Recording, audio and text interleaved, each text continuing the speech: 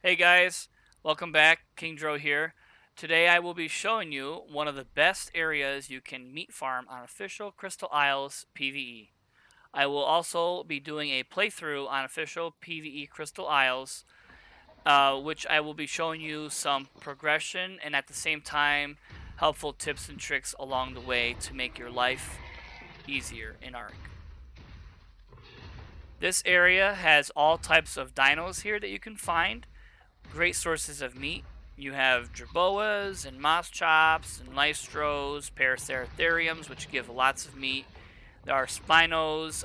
Great place to find ovises also if you're looking for one. They're always around. Usually they hide around the tree lines and such. You got galleys and ravengers, all sorts of dinos. Very good variation, but the main part is there's lots of them around. Great for meat farming. I can spend probably 5 minutes here and get about 3 to 4,000 raw meat with the Giga very easily. The biggest dangers you will find in the area are the rock golems. They do spawn in the area. Not so much where I am right now. It's more toward more of a desert area, but occasionally they do spawn near this area also. You can also find piranhas and salmon in the water if you need that. This area also has lots of great nodes for metal and crystal, a few crystal. The purple crystals only give actual crystal, nothing special. You can also find cactus here if you need sap to make different types of soups and such. And there's lots of sand and all that type of material also.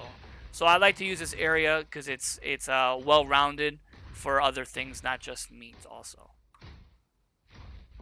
So after about 5 minutes of meat farming, I got about 3,500 meat. Not a ton, sure. There are maps that have much better meat farming areas. Unlike Crystal Isles, it seems to be more spread out on the dinos. But for me, this works pretty well, especially because I put a teleporter right by it, so I can just quickly teleport.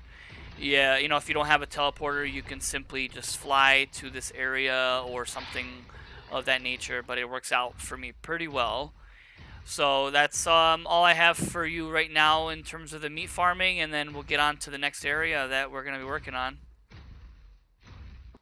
All right, so here we are. This is my main base on Crystal Isles official PvE. Forgive my silly there. I didn't mean to goof up and do the burst with the tech pants there, but so yeah, this is where I reside here. It's the floating island area. To my left here, this building, I have my breeding base, is what I call it.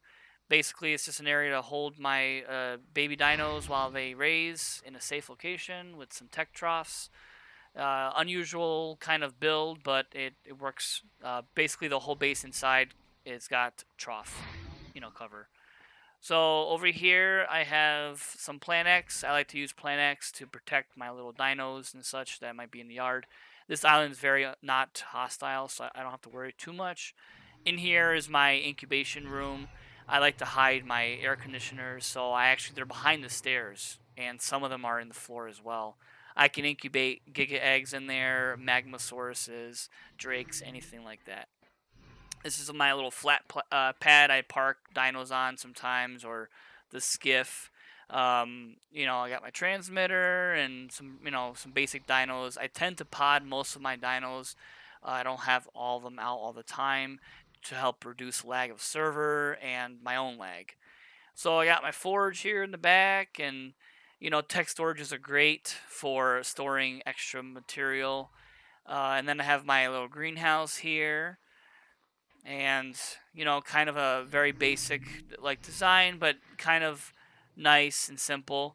I always like to have a fridge inside to keep some of the extra types of veggies I use for making kibble, and I store the snow owl pelts in the dung beetles because they actually last like almost 4,000 days in real life inside of them.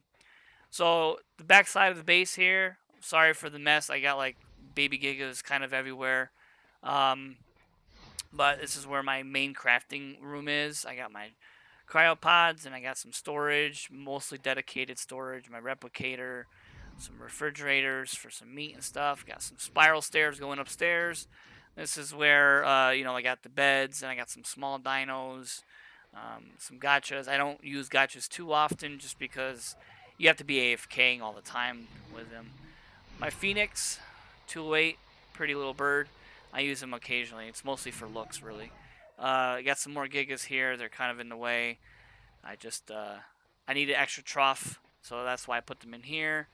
This is my trough room for the main base. Kind of hidden. I like it. It's kind of simple, but it's kind of out of the way. It doesn't take away from the looks. This is just back into the other crafting area.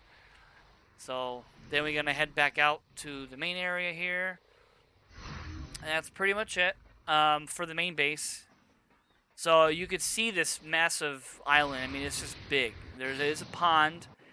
Not super deep. You can fit Basilosaurus in this pond, and like sharks and such, but you can't unpod a Tuso or a Moza in here. I got my giant turtle, big little guy.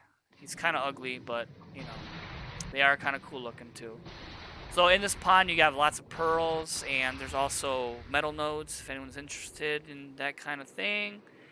This area is very big, as you can see. It's not attached to any mainland, so it's probably pretty decent for PvP just because it's not connected to any mainland. You can probably do some nice builds here for PvP. These little mountains that come off the ground here that could be probably used for a turret tower or something like that. I use this a tech bridge to get up to that area. So this is the back of the base again, pretty much, and yeah, I mean that's pretty much it. I like it. It's very open, it's secluded, and there aren't any really wild dinos in the area, so it's kind of great for doing PvE stuff. So that is all I have for you today. I hope you enjoyed the meat farming, the base tour, and I will hope to do some more videos about progression in PvE and helpful tips. Have a nice day. Thank you for watching.